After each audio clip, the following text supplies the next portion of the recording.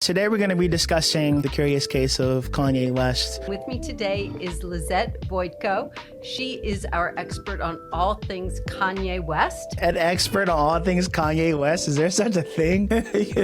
What changed since he's been dropped from these various contracts? You ain't got the answers, man. What made up his net worth? You ain't got the answers. Kanye's not like a billionaire anymore, and like here's why. You ain't been doing the education. You're only as valuable as, not only the money you can bring into a brand, but also, the reputation is super, super important. Let's go through Kanye's deals and get a better understanding of the timeline. Adidas ends brand Footlocker drops, Spotify blast, CEO blast, Keril and Olivia, Brown part way. What? Can you believe that? I guess we could call this section Bloody October. Jesus. What is he talking about? If you can lose $2 billion, do you ever really have that money? Welcome to another episode of Make It Make Sense. Today we're going to be discussing Kanye West getting dropped by Adidas, Gap, Balenciaga, and all of his contracts. What made up his net worth? What changed since he's been dropped from these various contracts and relationships with companies? I saw this Forbes article pop up. Kanye's not like a billionaire anymore, and here's why. And see what we can learn from the way that he structured his contracts or the way the contracts were structured. Today's topic is really interesting. Super excited to get into it and look at this story from a different angle. Let's do it. Let's dive in.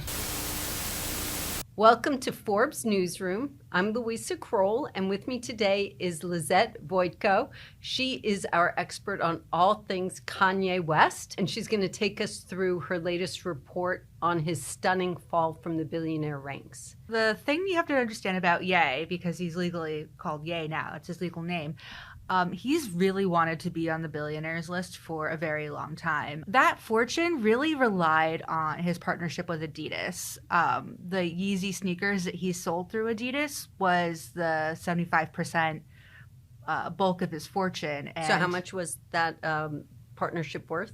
So when we first put him on the billionaires list in 2020, that partnership was valued at, I think, $1 billion. Mm-hmm. It might have been a little bit under because he also has some real estate and some other assets, but it has grown since then over the past 2 years. When we updated his valuation earlier this year, his net worth was actually at $2 billion. So it's grown twice as much over the past 2 years. But unfortunately now that Adidas has cut ties with him, that cut $1.5 billion out of his net worth. And so that means he's now worth around $400 million. An expert on all things Kanye West? Is there such a thing? He's an expert on Kanye. It's like, what?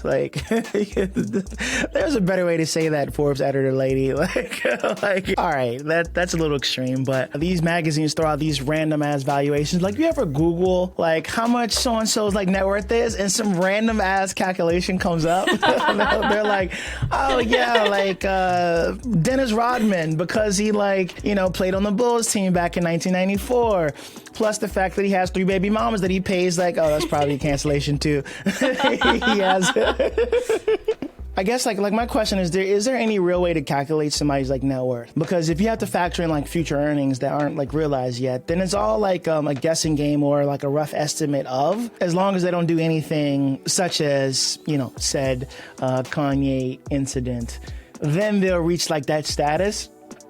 And I'm also curious on how these contracts are also written, the NBA contracts. Oh, so-and-so signed a $100 million deal. Well, what are the clauses? Does he have to actually play? What happens if he gets injured? Even as someone signing a contract, first of all, you need to know it's in your contract. Second of all the caveats associated with what can make you actually lose that money, right? And then third, be realistic enough to not be confident to know that that's not your real number. Most of the numbers you see on a magazine or the Forbes list isn't actually all cash money that you can actually touch. So the partnership that he had struck with Adidas was built on this agreement where he'd get royalty payments based on how many of the sneakers were sold.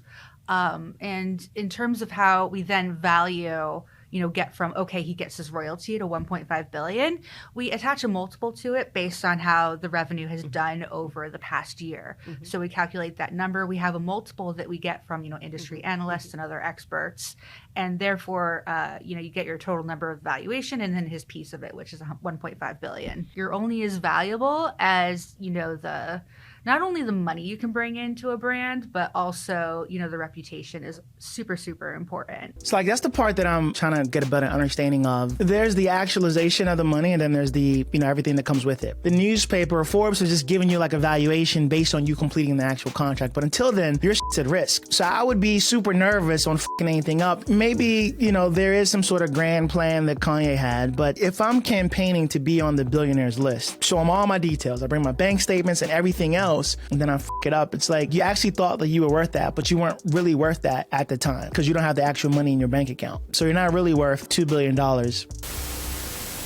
Sorry, so I think we've taken a look enough at some of the contracts, the calculations. From the way we understand it, your net worth is calculated is based on a multiple and then royalty earnings multiplied into the future. That net worth is really realized when you complete the contract. Taking a look at the curious case of Kanye West, he went through the effort of campaigning to be on the Forbes list based on his recent actions, statements, etc. He's no longer on that list. The takeaway that I'm taking away from this first point is that a net worth given to somebody on a Forbes list or a lot of these, the wealthiest people in America is not necessarily something you should look at and be like, oh, like I suck at life. Like I'm not at that status. It's like, it's what they have, plus it's a multiple of, right? So it's almost like me multiplying, saying, hey, my income last year was $500,000 based on the fact that I've been employed for the past 5 years. Let's just multiply that times 10 years in the future. My net worth is $5 million. I could do that. I mean, it's the same thing, right? You should look at, like, to me, like now, like I'm looking at, like a contract, but completion of the contract, and then mitigating any risk that would impede completion of that contract to realize like whatever that money is. I guess the other thing is don't tie any ego to it. Like, yeah, Forbes said I'm worth X amount. Contracts don't go well. Negotiations don't go well. Like the creative vision isn't in place. Like all these things, then all this shit could fall apart. Let's go through Kanye's deals and what makes up his net worth and get a better understanding of the timeline, and then where it makes sense, analyze like what we can or kind of pull out of it. Timeline of the consequences Kanye West has faced for his WLM shirts and anti-Semitic hate speech. It all started after he displayed White Lives Matter shirt in Paris. All right, October 3rd to the 9th, celebrities condemn his shirts and hate speech. October 8th to 9th, Instagram and Twitter restrict Ye's accounts. October 10th to 17th, decline in radio play. October 19th, Ari Emanuel calls on Ye's business partners to cut ties. October 21st, Balenciaga ends relationship. October 24th, Kim and Khloe Kardashian speak out. October 24th, documentary scrapped by MRC, dropped by Creative Artist Agency. October 25th, Adidas ends brand partnership. Gap pulls all Yeezy products. Footlocker drops Yeezy products. Spotify blasts, CEO blasts Ye's comments. Jesus, okay. UMG and Sony denounce Ye's hate speech. Aaron Donald and Jaylen Brown part ways with Donda Sports. October 26th, TJ Maxx announces it will not purchase Yeezy products. Donda Academy basketball team removed from tournament. Wax figure removed from Madame Tussauds London. Major law firms drop Kanye. October 27th, Kanye West Essential playlist disappears from Apple Music. Texas A&M stops using Kanye West Power as team entrance song. October 31st, Instagram restricts his account again. I guess we could call this section Bloody October. Jesus. That timeline shows like all the different people that cut ties with them. The fact that he lost like $2 billion in like one day. If you can lose $2 billion, like do you ever really have that money? Those were all based on contracts and future earnings and not necessarily on net cash or net assets in the bank. I guess a contract can be an asset, but it's precarious. It needs to be completed. Couple takeaways from Kanye losing billions of dollars, right? The first one is your net worth is not just like money in the bank or money you actually have you can hold on to. It's based on contracts and multiples of what your future earnings might be. So it's estimation. If making more money is important to you, then it's probably something you should take in consideration, like what's in the actual contract. Second lesson, your ego can't be tied to the future number of your earnings. When Forbes says you're worth $100 million or you're worth $2 billion, that's just a number based on what you might be worth in the future. It isn't necessarily like a number that is like real now. Third point is Adidas still has the rights to actually produce some version of like Yeezys, right? So they actually own the IP. They still have the ability to actually earn money off of this partnership that them and Yeezy have put in place. Kanye West is going to lose out on making those future earnings or being a billionaire. And I think that once again speaks to the precariousness of contracts. Thanks, guys. This was an interesting one. There's no